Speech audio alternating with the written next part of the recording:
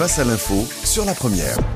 Face à l'info et ce soir, Eddy Kakelberg, vous parlez du processus électoral en République démocratique du Congo. Eh bien effectivement, en ce 30 juin, 56e anniversaire de l'indépendance de la République démocratique du Congo, nous allons prendre la température de l'opposition. Nous avions sollicité parmi nos invités, bien sûr également un représentant du pouvoir à Kinshasa, Lambert Mende Omalanga, le ministre de la Communication et des Médias, mais sans doute retenu encore par les activités et commémorations, nous n'avons pu entrer en contact. Nous avons à nos côtés en studio Olivier Kamitatou, ancien ministre, vice-président de ce qu'on appelle le G7, la coalition des partis de l'opposition, qui s'est retrouvé d'ailleurs il n'y a pas si longtemps ici à quelques kilomètres de Bruxelles pour essayer de bâtir une plateforme. Et puis avec nous également par téléphone un autre représentant de cette opposition, Floribert Anzuluni, coordinateur du Front citoyen 2016 de la République démocratique du Congo et membre de ce mouvement citoyen Filimbi. Nous les remercions en tout cas d'avoir accepté d'être à nos côtés ce soir, tout comme Dimitri Verdonck, le président d'Association Culture et Progrès, qui a au Parlement européen réuni toute une série de rencontres qui devraient se prolonger encore en septembre. Nous aurons singulièrement l'occasion d'y revenir. Soir première. Face à l'info. Merci messieurs d'avoir accepté en tout cas notre invitation. Bonsoir Olivier Kamitatou. Bonsoir. Alors tout d'abord, bonne fête nationale parce que c'est votre fête nationale aujourd'hui 30 juin. Qu'est-ce que ça signifie pour vous de la vivre à distance ? Eh bien, c'est une fête que nous célébrons tous, où que nous soyons, parce que la diaspora congolaise, les Congolais qui sont à l'étranger participent autant que ceux qui sont à l'intérieur. C'est un grand moment et 2016 est une année extrêmement importante et donc ce n'est pas un anniversaire anodin. Nous sommes à la croisée des chemins et la fête de l'indépendance en 2016, eh bien, ça résonne dans le cœur de tous les Congolais pour diverses raisons, bien entendu. Floribert Anzuluni, bonsoir. Bonsoir. Je vous ai lu et entendu ces jours-ci dire « Nous allons apprendre au président Kabila ce qu'est la transition ». Pour revenir peut-être rapidement sur la journée du 30 juin et me joindre aux propos de M. Kamitatou, c'est une journée assez importante et particulière pour les Congolais. Pour ma part, personnellement, triste de la passer à l'extérieur, contraint de la passer à l'extérieur, mais c'est une journée surtout au vu de la situation sécuritaire, sociale, économique et politique du pays, que nous passons aujourd'hui dans la méditation, je dirais, la prière, et nous rendons hommage surtout aux différents martyrs et de l'indépendance et de la démocratie depuis cette indépendance, depuis 56 ans aujourd'hui. Floribert Anzuluni, néanmoins, cette phrase, vous l'avez donc prononcée, nous allons apprendre au président Kabila ce qu'est la transition. Absolument. C'est une phrase de détermination. Jusqu'où iriez-vous pour le lui apprendre ? Écoutez, nous irons jusqu'aux limites qui nous ont été permis dans la Constitution. Encore une fois, le président Kabila est dans son deuxième et second mandat, donc constitutionnel. Nous avons respecté son mandat, il a fait ce qu'il pouvait faire et cette phrase, nous l'avons dite et nous la redirons encore une fois. À la fin de son mandat, le président Kabila, élection ou pas élection, doit respecter la Constitution et quitter le pouvoir dans tous les cas de figure. Olivier Kamitatou, que signifierait élection ou non-élection ? Quels pourraient être les scénarios ? Commençons par le début. Est-ce qu'une élection pourrait se tenir raisonnablement, sachant le nombre de Congolais qu'il faut enregistrer depuis la dernière fois qu'on a tenté l'opération ? Est-ce qu'on n'est pas déjà hors délai ? Non, c'est une question de volonté politique. Joseph Kabila n'a jamais eu la volonté d'organiser les élections. Il n'a cessé de louvoyer, donc il n'a jamais eu cette intention. Et l'élection présidentielle est la plus simple à réaliser. C'est une circonscription unique, c'est un scrutin majoritaire, et il y a un fichier électoral, certes, qu'il faut mettre à jour, en intégrant ceux qui n'ont pas pu avoir leur carte d'électeur, donc être sur les listes des électeurs qui sont des jeunes gens de 18 à 25 ans.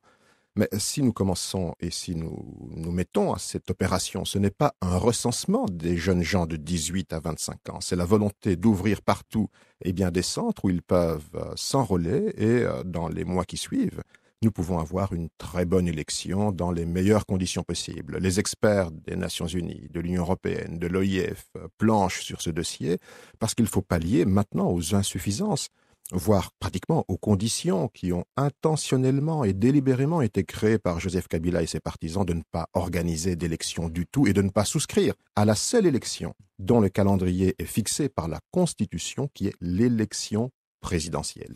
Lorsque l'entourage du président Kabila évoque l'idée référendaire en disant nous pourrions poser la question aux Congolais de leur volonté d'éventuellement voir prolonger de un ou plusieurs mandats supplémentaires la présence de Joseph Kabila à la tête de l'État, vous répondez quoi? Inconstitutionnalité? Non, je répondrai d'abord que le peuple congolais s'est déjà exprimé sur cette question et de manière très majoritaire. 85%, un peu plus de 85% du peuple congolais, il n'y a pas longtemps, il y a 10 ans, a voté massivement pour cette constitution lors d'un référendum exemplaire et tout le monde a souligné combien le peuple congolais s'était vraiment exprimé massivement. Et en 2011, celui dont on dit qu'il serait l'homme providentiel, plus d'un Congolais sur deux l'ont remercié. Joseph Kabila, en dépit des vastes tricheries qu'il a lui-même reconnues, parce qu'il a congédié le président de la CENI de l'époque, le pasteur Mulunda, a été élu avec 48%, moins d'un Congolais sur deux. Donc vous pouvez imaginer qu'aujourd'hui, il n'y a pas eu un miracle les 5 dernières années pour dire que tout d'un coup, plus de 85% des Congolais adopteraient une révision d'une constitution à laquelle ils sont terriblement attachés parce qu'elle est synonyme de stabilité, parce qu'on veut renforcer les institutions, on ne veut pas avoir une nouvelle période mobusienne à la tête du Congo. Floribert Anzoloni, c'est cela qu'il faut effectivement utiliser comme adjectif, ce que je viens d'entendre ici dans la bouche d'Olivier Kamitatou, le risque d'une nouvelle période à la Mobutu? Oui, le risque d'une nouvelle, je pense que ce n'est plus un risque, c'est une réalité. Lorsque vous regardez le niveau de répression, le niveau de mégestion actuel de la République démocratique du Congo, il est clairement établi que nous sommes déjà à l'époque de Mobutu. Ce à quoi M. Kamitatou fait pour le moment mention, c'est un environnement permanent de chaos. C'est vers ce chaos que nous irions si, par malheur, par mégarde, le président Kabila et sa majorité se dirigeaient vers un référendum qui serait d'ailleurs anticonstitutionnel, parce que la Constitution, bien que le référendum soit constitutionnel, le nombre de mandats ne peut en aucun cas souffrir d'une modification, même dans le cadre d'un référendum. Donc oui, le risque de revenir à une forte période d'instabilité n'est plus qu'un risque. Nous sommes déjà dans cette direction-là. Olivier Kamitatou, je faisais référence en sommaire à la rencontre de Genval qui devait effectivement, il y a quelques semaines, donner une plateforme générale à l'opposition, à une union de l'opposition. Est-ce qu'il y a véritablement union de l'opposition au Congo? Est-ce qu'il y aura donc un candidat unique présenté par cette opposition à la présidence de la République contre la volonté peut-être de M. Kabila de persister à vouloir y rester? Eh bien, à Genval, on n'a pas parlé de candidature à l'élection présidentielle. Ce n'était pas ça l'objet, la raison de la rencontre de Genval. Nous avons voulu ensemble réaffirmer combien nous étions attachés au respect de la Constitution, au principe d'une alternance démocratique. Et pourquoi pas à une négociation politique, mais sous les auspices, effectivement, de la résolution 2277, pas du dialogue qu'a voulu instaurer Joseph Kabila, et après Joseph Kabila qui lui-même s'est acheté un arrêt de la Cour constitutionnelle pour rester indéfiniment au pouvoir et puis commencer les élections par des élections locales. Non, l'opposition s'est rassemblée autour de cette vision. Un Congo démocratique, respectant la Constitution, les règles qui sont fixées par la Constitution, les délais constitutionnels, le principe d'alternance, et souhaitant effectivement que nous ayons une solution pour que très rapidement, comme l'a dit notre ami Floribert, nous puissions quitter cette période d'instabilité, donner un nouvel horizon au peuple congolais. Mais Olivier Kamitatou, aujourd'hui, quelques grandes personnalités emblématiques sont dans le collimateur. Alors bien sûr, Jean-Pierre Bemba, lui, se retrouve sous les verrous et sous la sanction de la Cour pénale internationale, 18 ans de prison. Monsieur Katumbi vient de se voir infliger 3 ans de prison ferme par une cour congolaise. Est-ce que cela veut dire que ça va être ça, le rythme d'ici à l'élection? Chaque tête qui émergera sera d'une manière ou d'une autre écartée? Eh bien, il faut redouter, effectivement, et là, je reprends encore ce que Floribert Anzolini vient de dire, l'espace politique en République démocratique du Congo est totalement fermé. Il n'y a plus de démocratie. Les institutions sont manipulées, que ce soit la Cour constitutionnelle, la commission électorale indépendante, entre guillemets, les cours et tribunaux. On l'a vu dans les différents dossiers. Les prisonniers politiques sont là, on doit les libérer. Les activistes sont également menacés. Quand ils ne sont pas arrêtés, il faut les libérer. Les jeunes gens de Lucha, de Filimbi. Les médias sont confisqués. Les médias privés, sont réduits au silence. Les partis politiques eux-mêmes, ceux qui contestent, ont été dédoublés en sortant de la majorité. Tous les éléments d'une dictature, sont là maintenant, présents.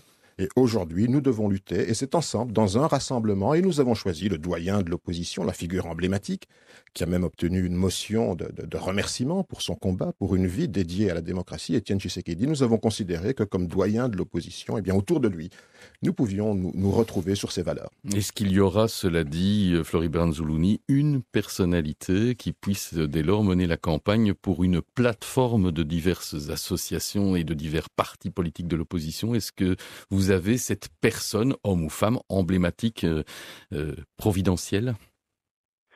Écoutez, il est tout d'abord important de préciser que nous encourageons et félicitons les opposants politiques pour cette initiative, parce que aujourd'hui, encore une fois, le combat à l'heure actuelle, M. Kamitatou vient de le répéter, le combat à l'heure actuelle, c'est d'obtenir d'abord l'effectivité de cette alternance. Donc oui, dans cette première phase-là, il est important que la classe politique, l'opposition politique soit rassemblée, forte, unie, pour qu'ensemble, avec les citoyens, nous puissions contraindre le président Kabila à respecter la Constitution. Il va falloir le contraindre, vous pensez qu'il ne s'y pliera pas? Ah oui, absolument. Il est aujourd'hui clairement établi que le président Kabila n'a nullement l'intention de respecter la Constitution. Vous l'avez suivi probablement encore dans le cadre de son discours pour l'indépendance. À aucun moment, le président Kabila ne fait mention, je dis bien, du respect de la Constitution, donc de l'élection de l'organisation de l'élection présidentielle à l'échéance de cette année.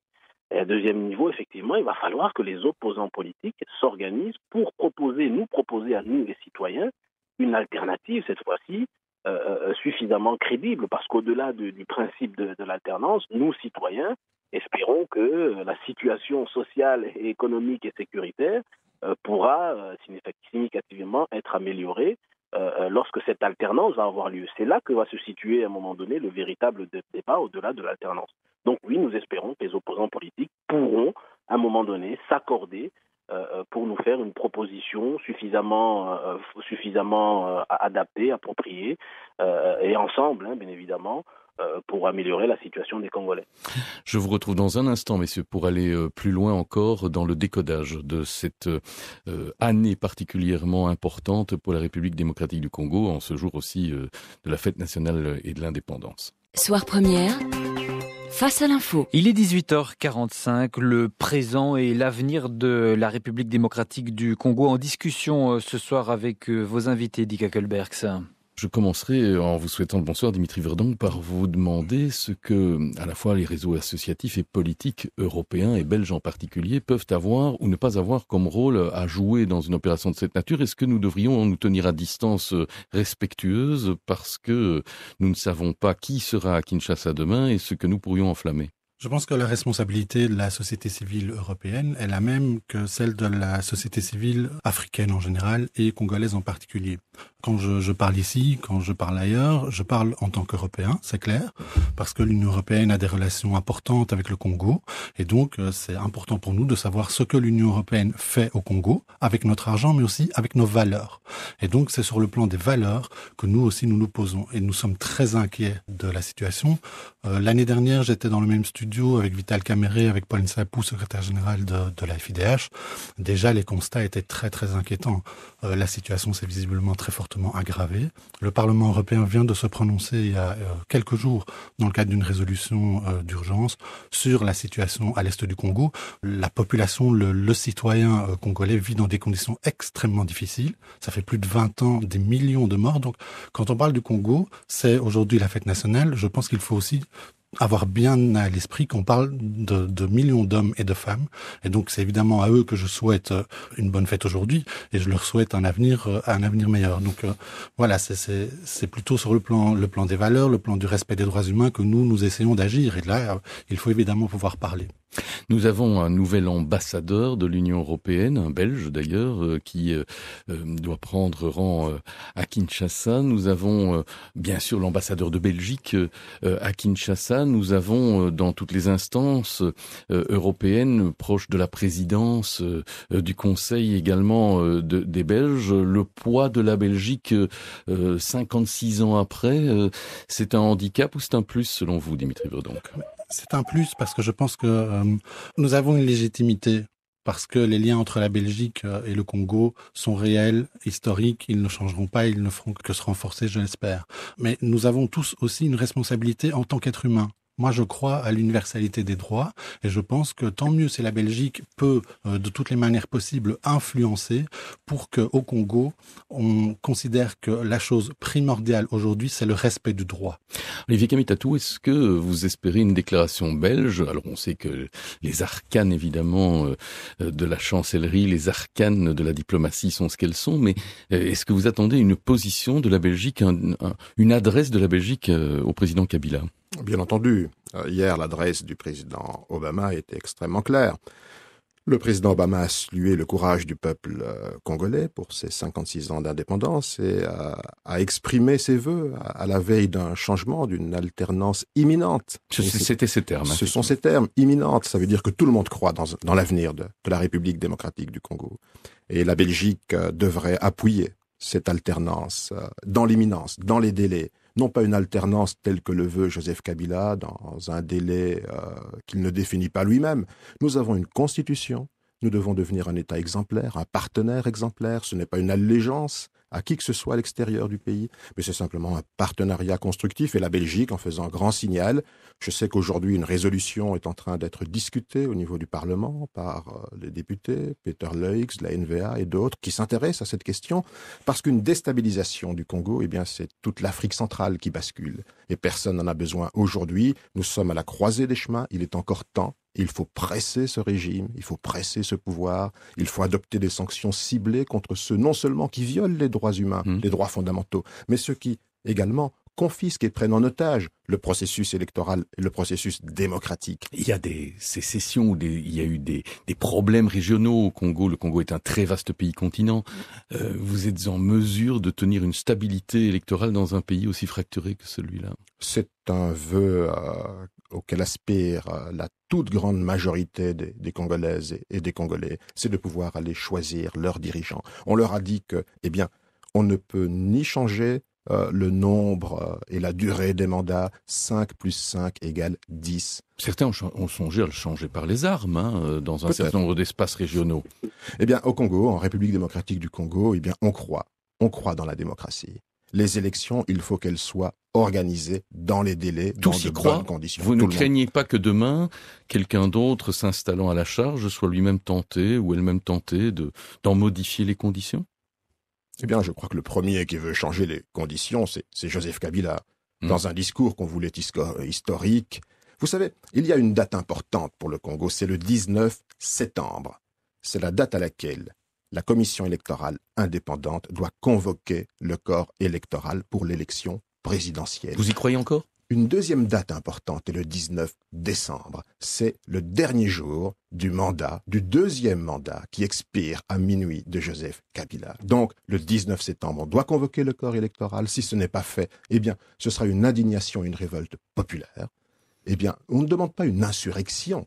Et je suis précis sur les mots. Le risque vient des pyromanes qui aujourd'hui parlent référendum, qui aujourd'hui parlent changement de constitution, qui aujourd'hui oublient les serments qui les attachent non seulement au peuple congolais, mais à Dieu également, et qui se disent qu'un délai est quelque chose de banal. Non, le délai est prescrit dans une constitution, il faut le respecter et il faut que nous devenions un État exemplaire.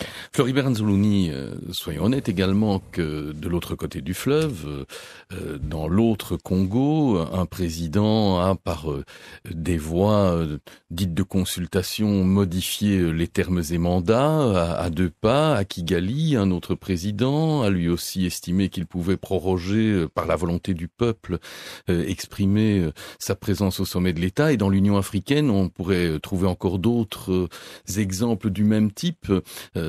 Ça constitue autant d'exemples, évidemment, qui pourraient charmer et la présidence actuelle et peut-être une partie de la communauté internationale. Oui, absolument, mais encore une fois, comparaison n'est pas toujours raison. Le Sénégal, le président Wade a tenté à un moment donné de faire cette modification, il n'y est pas parvenu. Au Burkina Faso, un peu plus récemment, le président Compaoré a tenté de faire cette modification, il n'y est pas parvenu. Donc très clairement, on va dire qu'il y a des exemples, aussi bien il y a des exemples, dirons-nous, dans les deux sens. Donc oui, ça peut, c'est probablement ça d'ailleurs qui inspire l'actuel pouvoir, l'actuel gouvernement, le président Kabila et son entourage, et leur donne l'impression que c'est possible. Mais encore une fois, la réalité congolaise, je pense, est assez particulière et vraiment, je dirais même très particulière.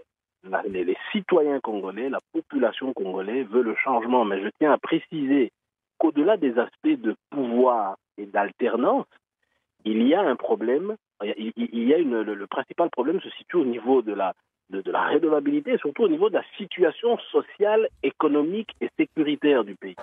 En définitive, la population congolaise estime que l'actuel pouvoir a globalement échoué et donc il est important de laisser la chance à d'autres pour que ceux-là tentent de réussir, de faire mieux et d'améliorer ce qui n'a pas pu être fait.